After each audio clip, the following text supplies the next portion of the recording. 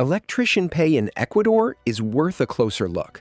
The average salary of an electrician in Ecuador is 6,000 US dollars a year.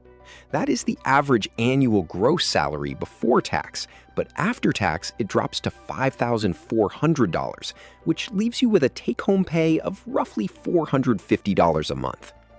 You'll usually earn more in big cities compared to rural areas. For example, in Guayaquil, the net pay goes up to $6,400, but living there costs noticeably more, so that advantage often disappears. Because of that, your actual electrician income depends heavily on your experience level. Beginners start well below the average electrician salary in Ecuador, but pay rises quickly early on, until it plateaus.